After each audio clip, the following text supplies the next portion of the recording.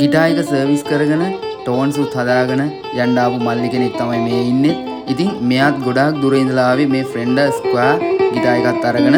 ඉතින් මම ඒ වැඩෙත් සාර්ථකව නිම කරලා දීලා මේ යා චෙක් කරලා බලන අවස්ථාවක ගත්ත වීඩියෝ ක්ලිප් එකක්.